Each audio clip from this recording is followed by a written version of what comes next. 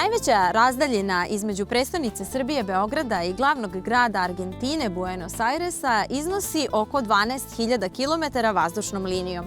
U vremenima neposredno nakon Drugog svetskog rata to je bilo rastojanje koje se pretežno prelazilo brodom, a put je trajao oko 20 dana. Jasno je da su stanovnici Jugoslavije i Argentine u prvoj polovini prošlog veka znali vrlo malo jedni o drugima, oslanjajući se uglavnom na priče emigranata i na retke tekstove u štampi. Međutim, kako je vreme prolazio, taj jaz se smanjivao.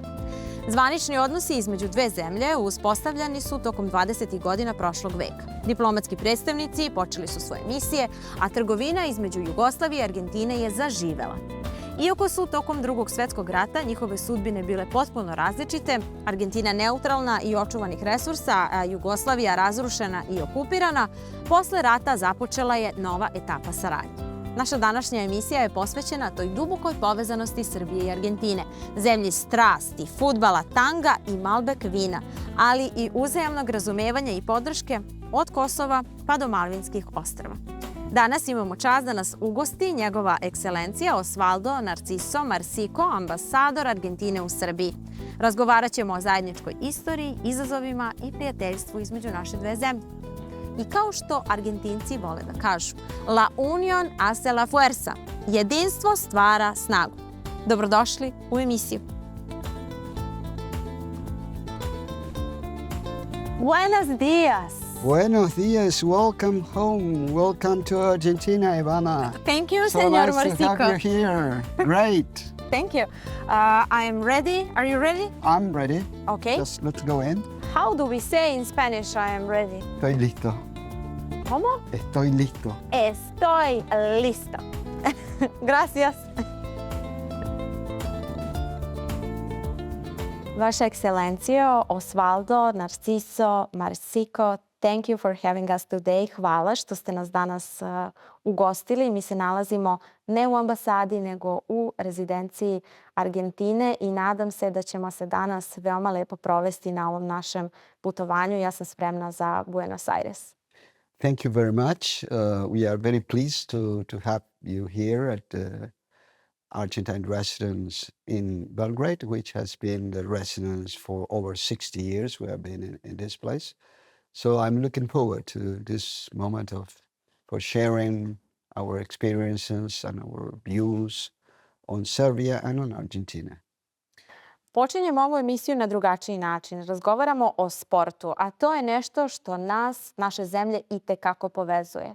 Mi Srbi volimo da se hvalimo kada smo broj 1 u nečemu u svetu, a to je na prvom mestu Novak Đoković. Znam provereno da Argentinci izuzetno cene i vole Novaka Đokovića i ono specijalno na čemu će Argentina biti zahvalna jeste meč između Del Potra i Novaka Đokovića. Iako on ima povređeno koleno, održao se meč u kojem je Novak pružio svu snagu i podršku, a kako kažu Argentinci, nema boljeg načina da se jedna karijera završi. Well, we are fans of Djokovic. He has been in Argentina twice, and he was very warmly welcome. I think there is a strong bond throughout all the careers of Djokovic and Del Potro, and in a way that's a symbol of how we Argentine represent, let's say, how we Argentines and Serbians see friendship, see loyalty, see how you help a friend in need. You know, Del Potro chose Djokovic for his last game, for his retiring game. And as soon as Djokovic knew of that, he immediately said yes and went to Argentina. And also there was a journalist from La Nación, which is one of our traditional newspapers going back to the 19th century. And there was a special envoy from La Nación who stayed here for 3 or 4 days just to make an interview of Djokovic. And then we saw, not Djokovic, but the journalist before and after the interview. And he had such a wonderful impression of Djokovic. And they had a wonderful and very long interview, very warm, and he spoke very warmly of Del Potro. And I see that's a way we Argentines and Serbians see family values, see friendship, see loyalty. And I think it's very important. And they are very, very good friends. Takođe, kada prošetate Buenos Airesom i kada pogledate u zgrade i u to kako ta metropola izgleda, zaista imate osjećaj kao da ste u Evropi, a ne u Latinoamerici. Da li i vi imate takav utisak? Well, you're right, Ivana. It's a feeling that many tourists have, especially coming from Europe. Buenos Aires is a little bit different, mainly for two causes, I would say, mainly because of the origin of our immigration, and also because at the late part of the 19th century to up to the mid 20th century, Argentina was really very, very rich. And Buenos Aires was called the Paris of South America because of its architecture. That's the reason why. And that's why you get that feeling when you see the Teatro Colón, which is one of the biggest, most beautiful opera theaters in the world, and some other places. Yes, you're special in a way. Sada kada smo prošli turističke atrakcije, voljela bih da pričamo o našem nekadašnjem velikom prijatelju, o Maradoni. Postoji jedna izreka i kažu lopta, odnosno fudbal, je svuda isti u svetu, samo je u Argentini način života. Mislim da je u pitanju godina 2011. godine. To je bila godina koja je bila emotivna za mnoge ljude koji vole Maradonu. On je tada i dolazio u Srbiju. I recimo kako sećanje na jednu tako veliku osobu povezuje naše dve zemlje i kakav je recimo doprinos tome dao i naš veliki reditelj Kusturica? Well, actually Maradona came twice to Serbia. He first came in 1982 when he was playing for Barcelona. I think they were facing Partisans or Red Stars, I don't remember now. And he scored 2 goals. Barcelona won 4-2, and it was very indicative, the reaction of the people, because even though the Serbians lost, they stood up and applauded Maradona very warmly. And then again, he came, like you said, in 2011 with Kusturica, your famous, extremely famous film director, and I think Maradona felt very well here. That's why he came twice, and he had also a very good relationship with Djokovic.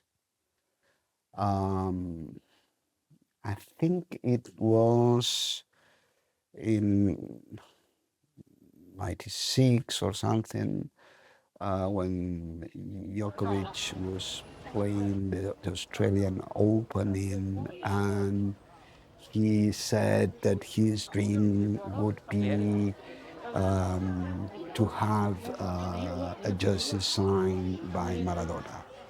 I don't remember exactly the time, but he was playing the Australian Open. He was young. He was still a young start. And then when Maradona knew of it, he handed in a signed jersey. And then I think in 2011, they met in Dubai because, well, Maradona was coaching in Dubai, and they played a tennis match, the two of them. And then finally, when Maradona died, Djokovic posted in Instagram or in X, rest in paradise, celebrity or phenomenon or genius, something like that. How was the atmosphere in Argentina when Maradona died? We were all very, very sad. We were all very sad. He was a football idol. He was God. Remember one of the French sports magazine, on the front page they put God has died. And Argentina, he was, it was an incredible feeling of sorrow and of loss. And I think we were all sad the way he suffered in his later years. Da li sada iz ove perspektive možemo da kažemo da je život tombola? Yes, his end was very sad. But I think he enjoyed life as much as he could. And he was one of the best football players. Of course, we have Messi now, who is extremely good, extremely popular, and it's a different character, a different personality. And I guess it's a different kind of love that Yes. you Argentinians has to those two figures. As well, I would like to go back a little bit to Buenos Aires. Yes. It was a FIFA World Cup, I guess. So I was in Palermo, in a part of the city, and in one moment the bus stopped. So completely stopped. So it doesn't matter if I'm going to work or I'm going to school. If it's a match on a TV, everything will stop. So my question is, would the world be a better place if we would all be stopping because of the game? You know, it's something that it's really connecting people and connecting the world. But there is something special about the people from Argentina. So they're leaving everything because of the game.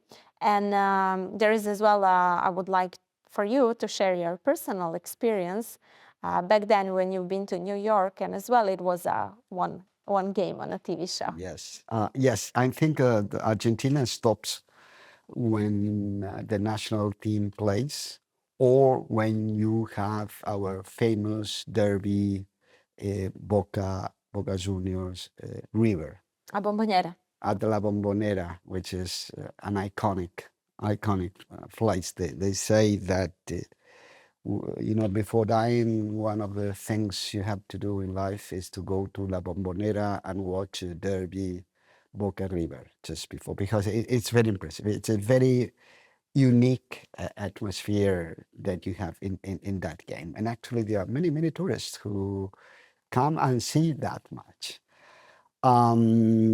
But I don't know if the world will be a better place, but it will be a warmer place. Yes, I had one experience in New York.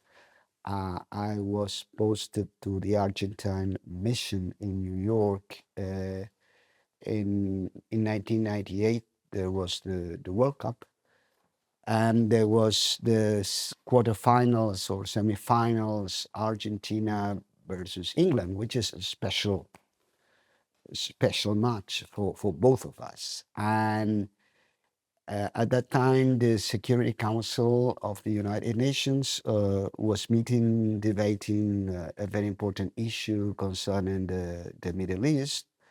But on the adjacent room were the non-security council members were waiting to see the result of the deliberations. There was a big TV screen, and by the end of the match, the referee gave a penalty shot to England that will change completely because we were winning. I will change the result of the game. And Beckham shot, and he marred the penalty.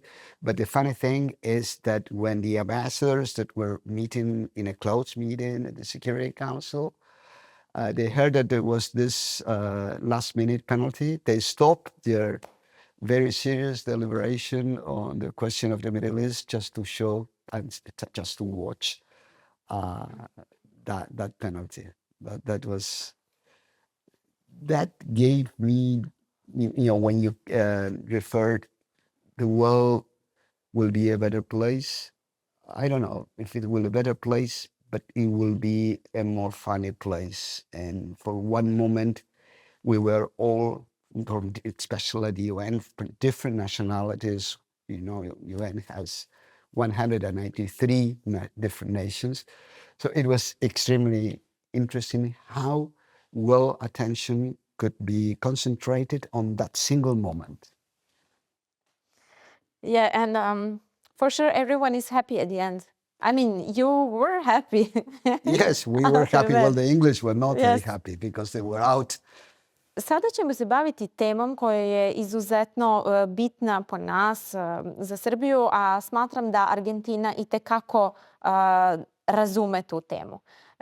Srbija je izuzetno zahvalna po pitanju Kosova i vaše reakcije na celu situaciju, ali baš zato i naglašavam da vi kompletno razumete situaciju. U ovom slučaju mislim na Malvinska ostrva. Volela bih da nam objasnite po čemu je to slično i kako vi vidite značaj ovakve uzajamne podrške u međunarodnoj politici. To pitanje je za nas izuzetno važno i mislim da će uvek biti pitanje koje je na dnevnom redu. Well, for us, the question of the principle of respect of territorial integrity is one of the main pillars of our foreign policy. And so in both cases, in Kosovo, Metoja in 1999, and in Malvinas, in the Southwest Atlantic, which was part of Argentina and illegally occupied by the British. In both cases, the principle of territorial integrity was violated. So that we try to be very, very consistent in international fora with the respect of that principle. That's why, for instance, when the Russian invaded Ukraine in February 2022, Argentina voted in favor of the 6 UN General Assembly resolutions condemning the Russian aggression. And the reason is because territorial integrity was violated. In this case, the territorial integrity of Ukraine. Concerning Malvinas and Metoja and Kosovo, they have different origins and historical origins, obviously, but the common denominator is the violation of the principle of territorial integrity. That is why we support Serbia in every possible way, especially in international fora. And for the last 3 years, you have been actively supporting Argentina on the question of Malvinas. The question of Malvinas is annually dealt with the UN Decolonization Committee. And even though Serbia is not a member of the decolonization committee, at our request, Serbia participates as an observer in support of Argentina on the question of Albania. So you are very good alliance in that respect. Šta Argentina kao posmatrač, gde ona vidi, kako vidi Srbiju? Da li Srbija ide na istok ili na zapad? Neki kažu da Srbija sedi na dve stolice, predsjednik kaže da sedimo samo na srpskoj stolici. Da li ovde osjećate neki uticaj, da li osjećate recimo ruski uticaj ili američki uticaj na konkretno Srbiju i na unutrašnju politiku? Serbia is located in a very strategic location. So I think that is why the choice is so difficult, and you have to be very, very careful. I think you have traditional good relations with Russia for many reasons, for the Orthodox Church, for Slavism, and so on.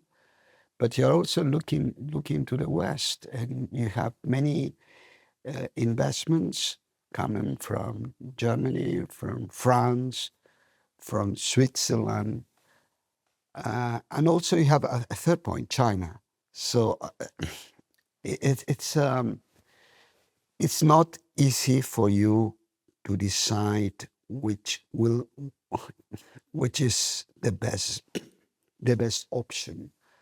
I think for you to get into the European Union, and I do believe that you belong to the European family,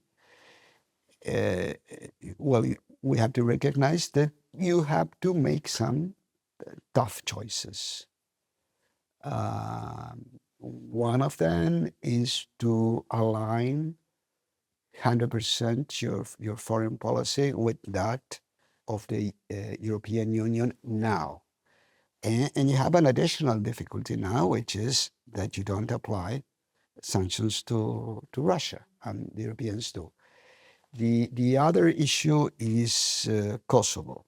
One of the conditions for admission is not recognition of Kosovo, but normalization of relations with Kosovo, which is, in legal terms, it's different. One thing is to normalize relations, and another thing is to recognize Kosovo as an independent country. So I think this is a long and difficult process. But as long as you don't make those tough decisions, I think these are the most difficult ones. It will take time to get into the European Union. And of course, I don't know, it's for you to decide how you will feel better off being integrated with the Europeans and having access to the world market of 27 countries for your kids to be able to study anywhere. I don't know. But we are far away. Yes. We are far away but to be in the deep yes. south.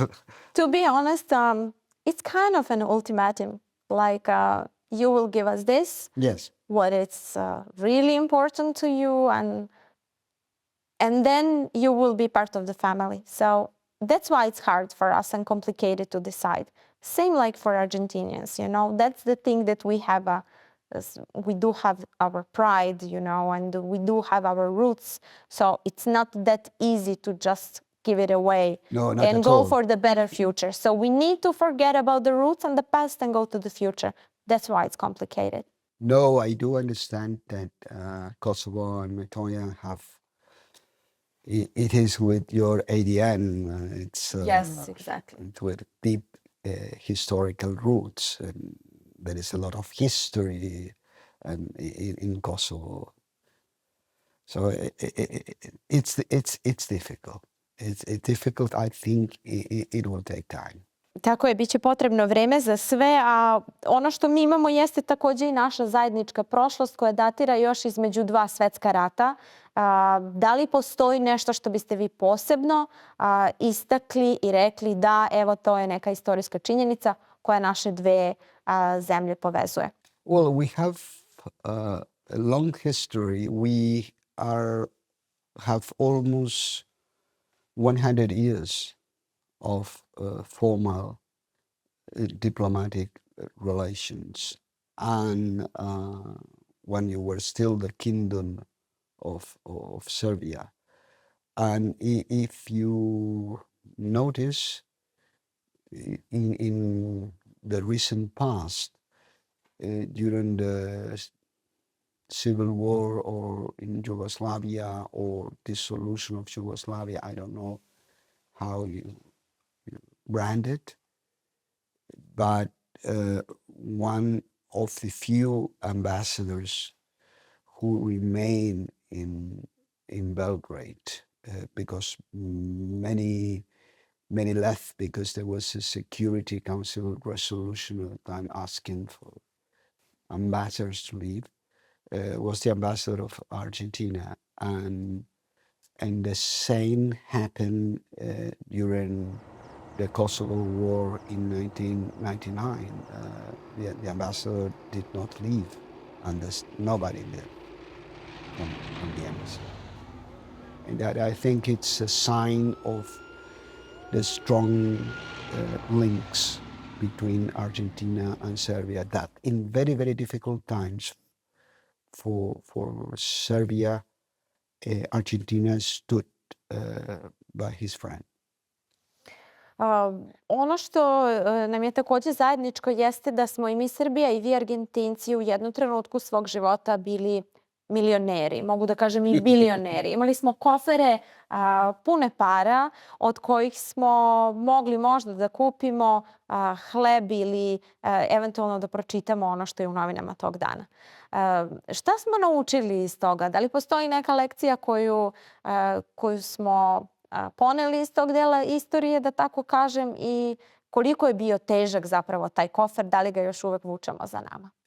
Well, yes, effectively, Argentine economy was, by the beginning of the last century, of the 20th century, one of the 10 top economies in the world. And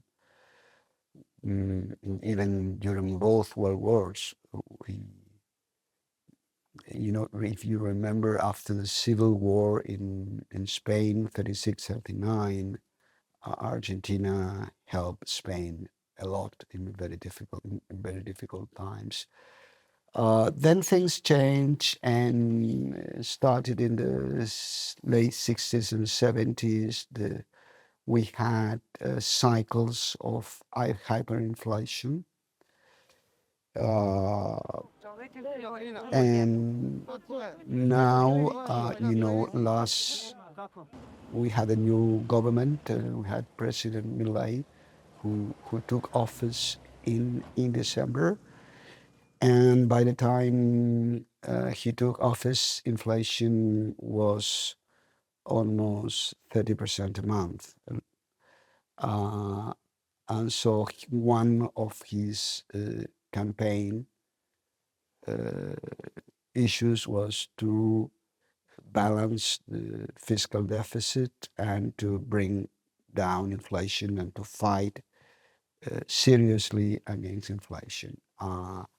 And he has achieved some remarkable goals in that sense, in the macroeconomic sense. And the last figure for October was 2.7. So you ask me, what did we learn? We learned that we cannot spend more than what we have. Like in a family, you cannot always be in debt. You cannot overspend.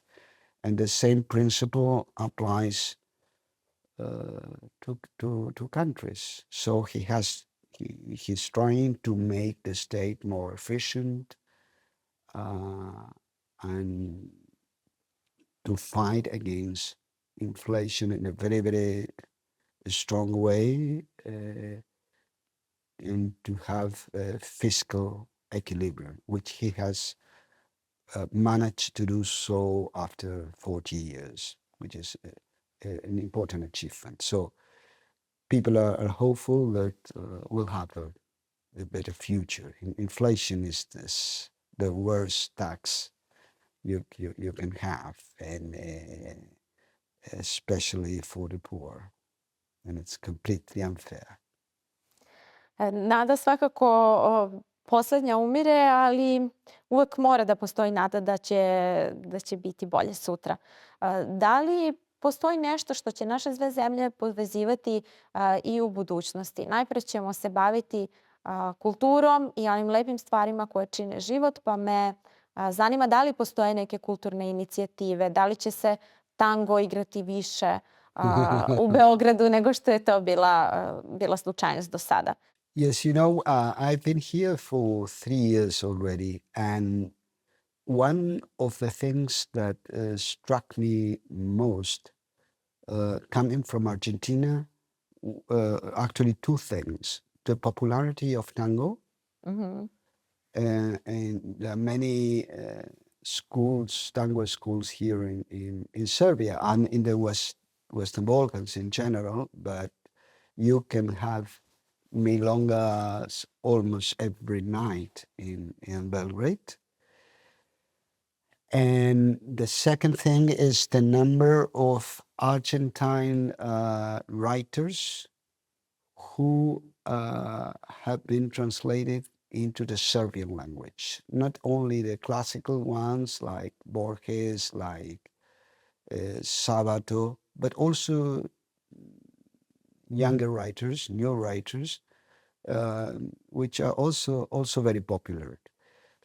On the culturals, and also, every year we participate in the Spanish Film Festival, which is organized by the Instituto Cervantes, and Argentine films are really, really very, very popular, like Wild Tales.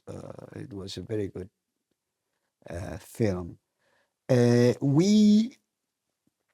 In 2022, we have had the world-renowned pianist Marta Hiric at Kolarac.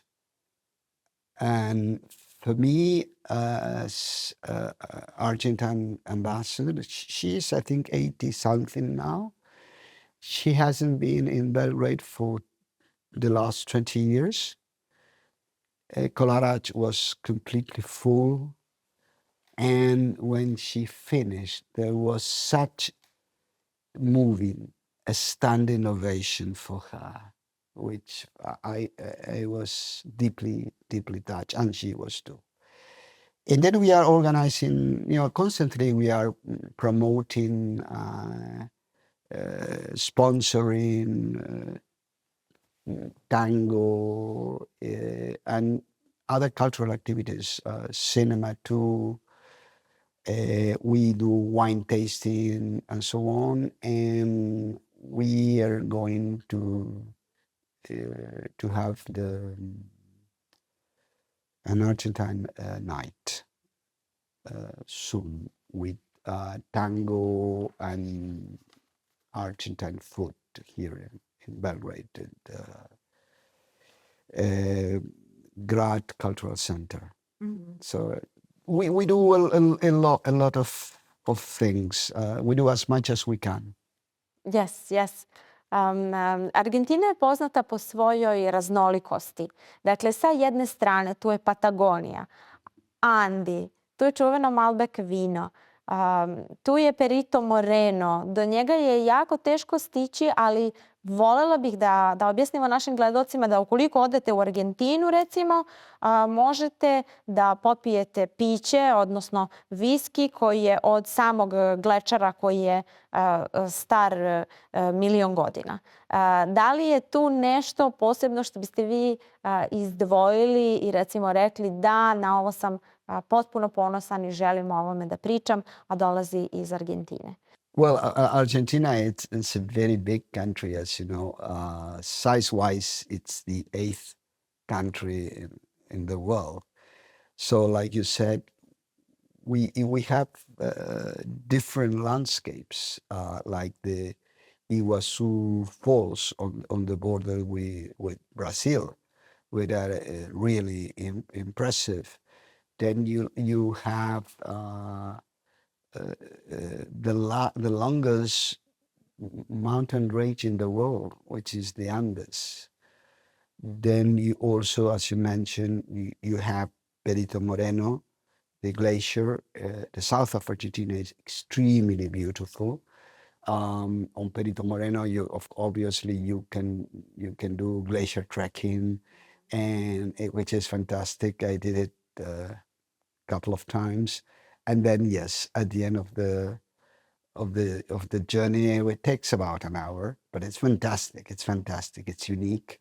You get a glass of whiskey with on the rocks with ice from Perito Moreno. But Argentina, I think, has a lot to offer for tourists. We have the Atlantic coast.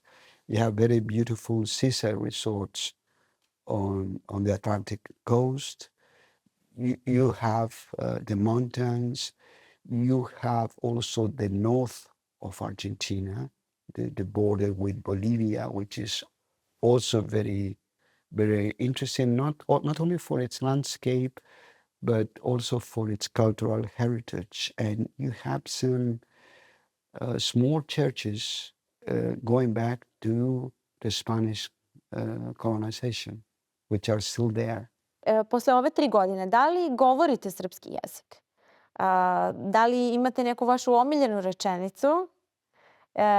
I šta je to eto što vas posebno inspiriše kod nas Srba? No, unfortunately, I haven't learned Serbian as I should. It's for us, it's too difficult. I've learned some words like dobro, dobro veče, dobar dan, but the thing is that, you know, on the official level, we speak English. Mhm. And then what I find is that even for everyday things, for everyday life, most of you, especially the younger generation, speak English very well. And if they don't, they try to understand and they try to help. And I can give you very nice examples of this. I think it was last week,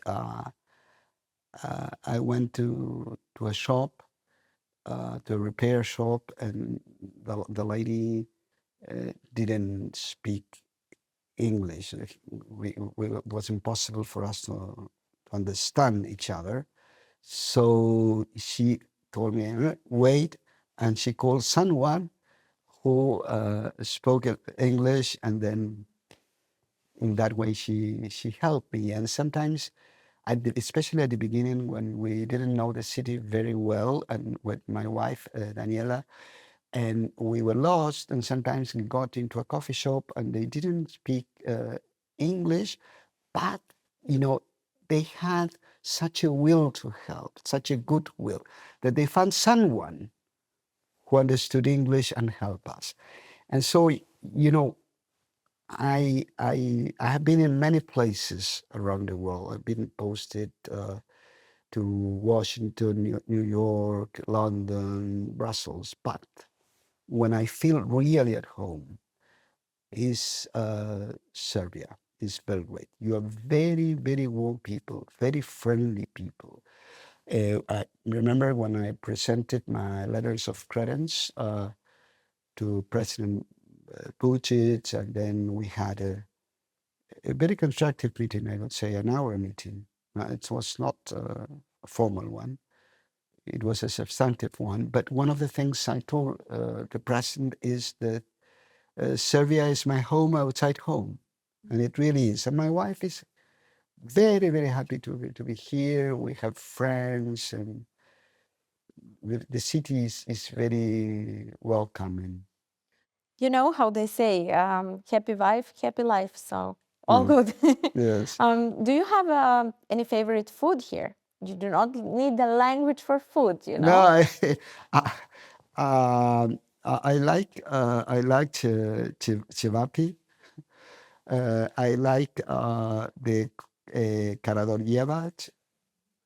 Uh, that is what I like most. Yeah, so here I can see what is the problem. It's J, letter J, and Yeah. letter C. Oh yes, and so many consonants. Yes, so when you say kolarac, Yes. it has to be C. And I think Kolarac. for, how do you pronounce C? Kolarac. You see, so it's C. Yeah. Yes. Yes. That's the letter that we Serbian have. So it's complicated, but I'm sure like in 1 year everything is going to be all perfect. Papa Franja, koji je inače Argentinac rodom, to mnogi ljudi ne znaju, a ja bih baš volela da im ispričam tu priču. On je poslao jedno posebno pismo koje je pisano ćirilicom, gde je on imenovao Vladislava Nemeta za nadbiskupa katoličke crkve. To je zaista jedna velika, velika čast učinjena ne samo od pape, nego i od Argentine. Ja to tako vidim. Dakle, kako vi komentarišete samo ovaj čin? Pogotovo posebno na to što je pisano pismo ćirilicom. Well, you know, I have a very good personal relation with Cardinal Mehmet. Really? Yes, and he always and he came for dinner last Tuesday here because we wanted to somehow be in the Argentine ambassador to Serbia, and he being elevated to the highest hierarchy in the Catholic Church. You know, to honor and to celebrate this appointment, and we invited some other ambassadors. Cardinal Mehmet always says that I was the first ambassador to visit him when he was appointed Archbishop of Belgrade. I think it's a great choice. I think it's a great choice. I like this sense of Pope Francis of inclusion, of diversity. And I think it's, of course, there are a lot of personal merits of Cardinal Mehmet, but also it's a recognition of Serbia. He's the first Serbian cardinal in history, not in Yugoslav history, but in Serbian history. Taking into account that less than 4% of the population of Serbia is Catholic. So we had a wonderful evening last Tuesday. We have been here for 3 hours. The ceremony will take place on the 7th of December, and so he's getting ready and very, very, very happy and very honored for the Pope's choice. And I think it will be very good for the Balkans. He will be the voice of the Balkans. Your Excellency, Mr. Marsiko, thank you so much for this interview. And I will say now something for you. So listen to me. How do I pronounce this sentence? So, un amigo es un hermano que se elige. Excellent. You had such a knack for languages that you are the envy of the world. Excellent. Gracias. So what did I say? So the friend is the one that we are choosing. Yes, exactly. I don't know if the Argentina is the chosen one, but I do know that this kind of relations that our country is having with Argentina, it's really, really something something big. So what Djokovic has, what Messi has, what Maradona has, our relations and everything that we felt for each other, I think that we might be the chosen one and that we might have a really, really nice future together. I think so. I'm sure. I just wanted to tell you one thing. During the World Cup, we organized to have the Argentine matches, like Croatia, the Dutch, the final match with France. All of them, all the matches that we played during the World Cup. From the embassy, we organized it in different places in Belgrade, in bars, restaurants, whatever. And I was so happy to see how many Serbians came and joined us.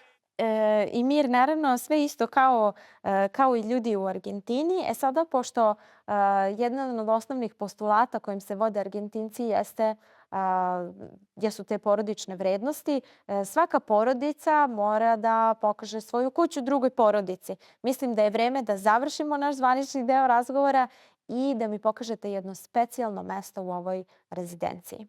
Feel at home. Feel at home. Thank you. I take you to the house. Thank you. Thank you very much. Thank you.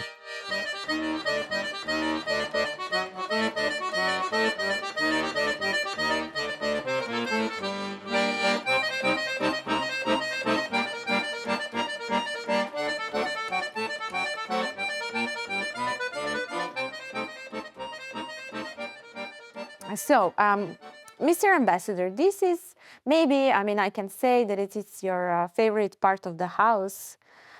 It's a library, and we have some amazing paintings here. So, can you explain to us why is this favorite part of the house?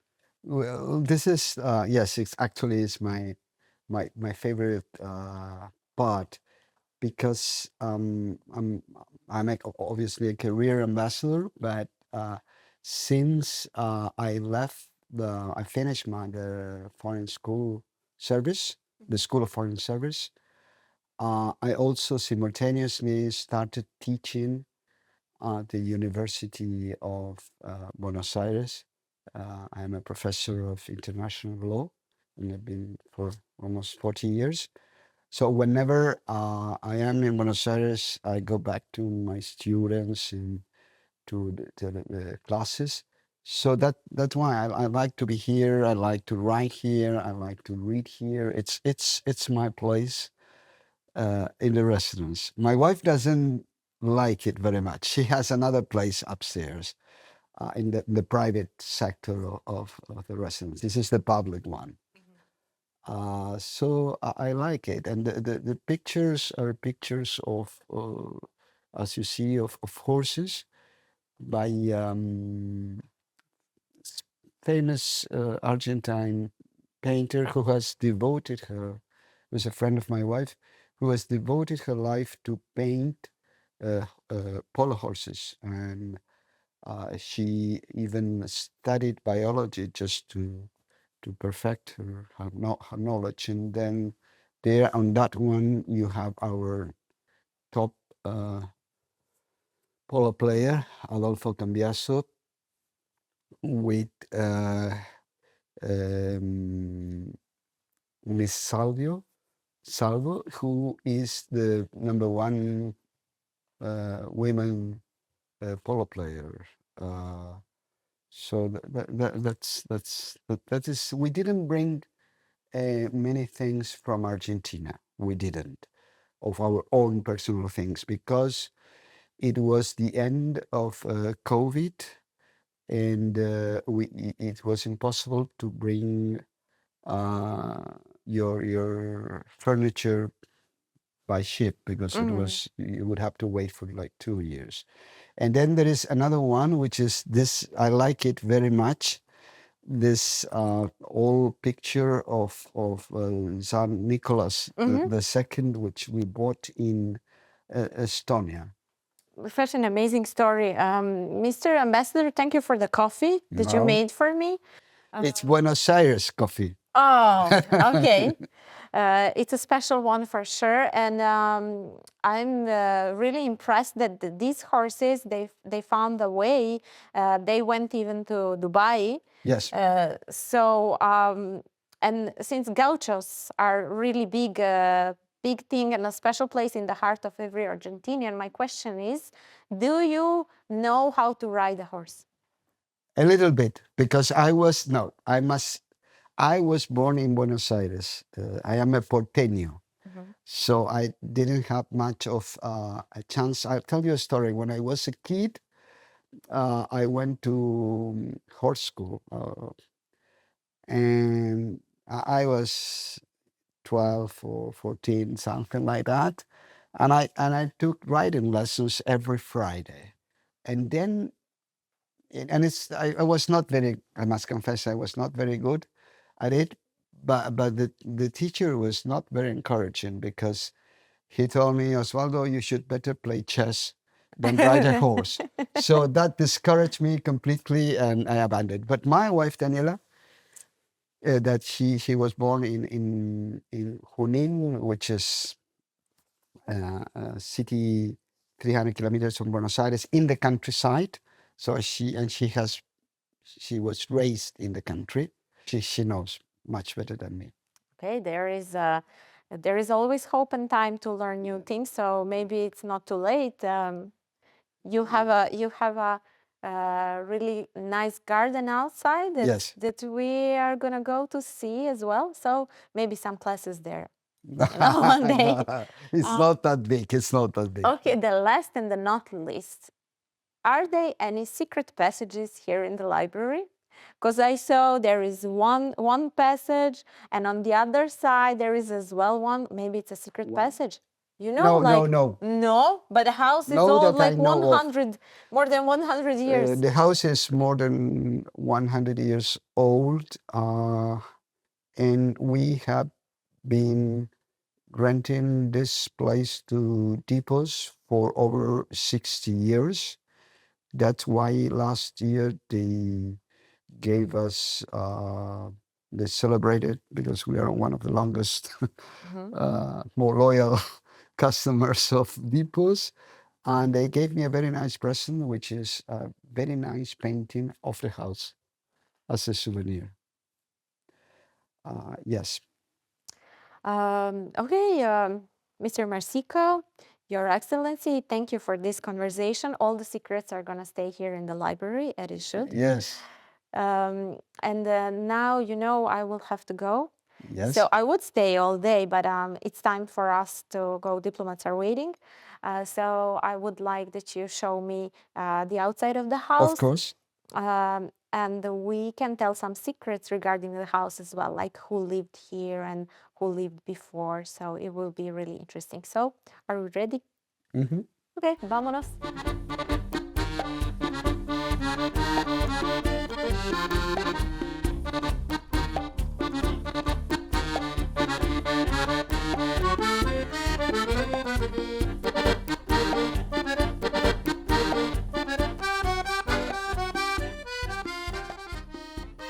Okay, so finally we can see the house from outside.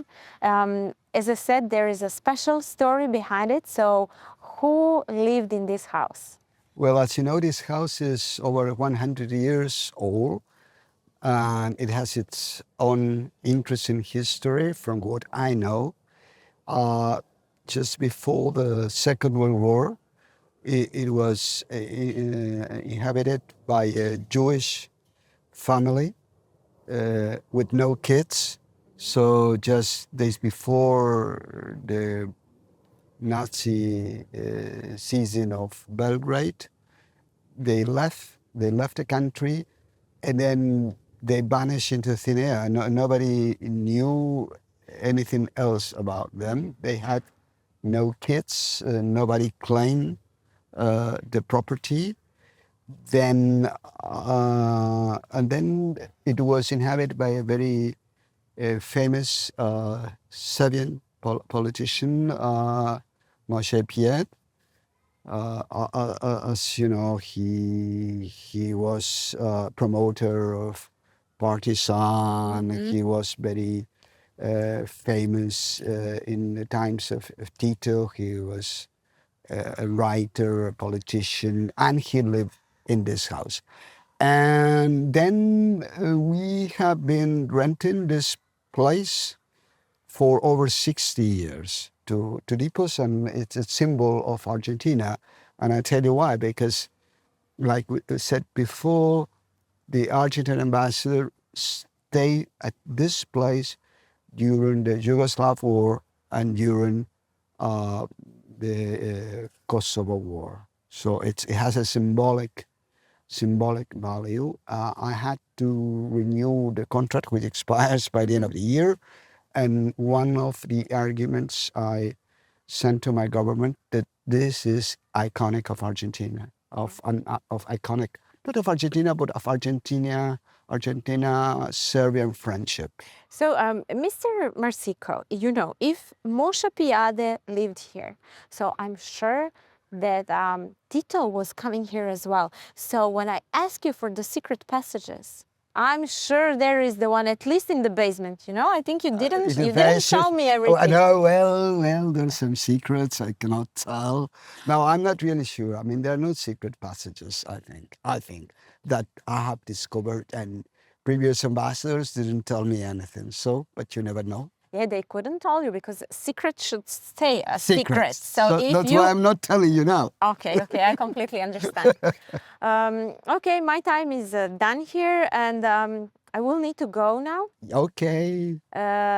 For now, I think that you have a beautiful, beautiful garden, Yes. one of the best in Belgrade, so you should be really, really happy for that.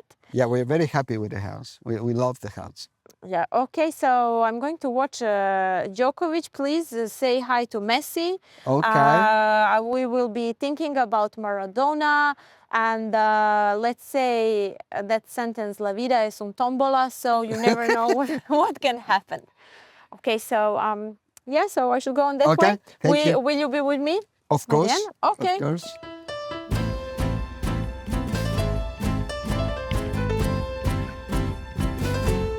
Današnja priča o Srbiji i Argentini nije mogla da prođe bez spomena dve istinske sportske legende, Diego Armanda Maradona i Novaka Đokovića. Jedan je bio čarobnjak s loptom, čovek koji je pravio nemoguće poteze na terenu, a drugi je teniski šampion koji ne samo da ruši rekorde, već i gradi mostove između ljudi i nacija, što nam je danas preko potrebno. Maradona je jednom rekao, fudbal nije samo sport, to je način da dodirneš dušu. Baš kao što je on dodirnuo srca milion ljudi širom sveta, tako i Novak svojim gestom prema Juanu Martinu del Potru, kada mu je pružio podršku za oprošteni meč, pokazuje koliko sport može da bude plemenit i veći od same igre. I ne zaboravite, pričali smo o mnogim tajnama danas. Da li je ovde živeo Moshe Piade? Da li je Tito zaista dolazio? Tajne imaju svoje mesto. Ostaće u ovoj kući, čuvaće ih ambasador Argentine i ostaće u prošlosti. A ja vam želim da pronađete inspiraciju u svakoj novoj priči koju ćemo vam baš mi doneti. Doviđenja!